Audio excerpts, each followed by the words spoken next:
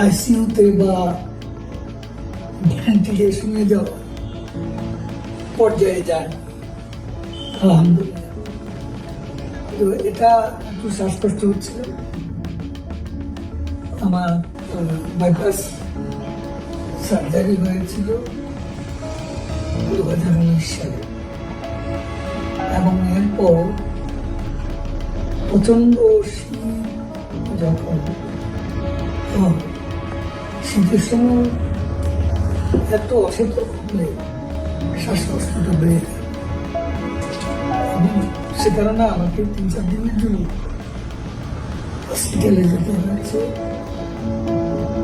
কিন্তু নানান গুজবের মধ্যে শাখা প্রশাখা, কেউ আমাকে মেরে ফেলছে, কেউ মৃত্যুশয্যা, কেউ বলছে ভেন্টিলেশনে আছে।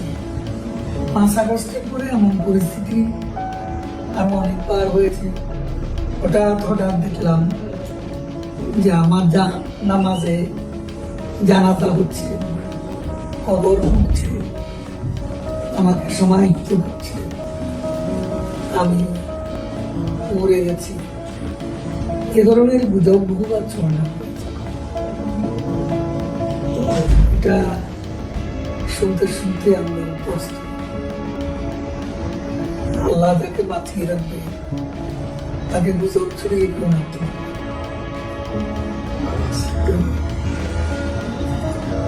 ইলেকশন, আমরা তো ইলেকশন দল, আওয়ামী লীগ নির্বাচন দল, নির্বাচনমুখী দল, কিন্তু আমাদের দেশের যে বাস্তবতা,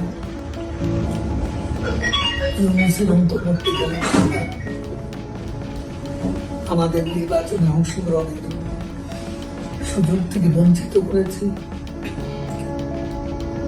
এবং এই নির্বাচনে আমাদের প্রতি নৌকা অনুপস্থিত, আমাদের কার্যকলাপ নিষিদ্ধ,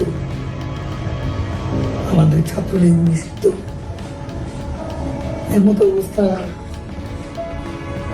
নির্বাচনে অংশগ্রহণের মতো কোন সুযোগ আমাদের সামনে খোলা নেই।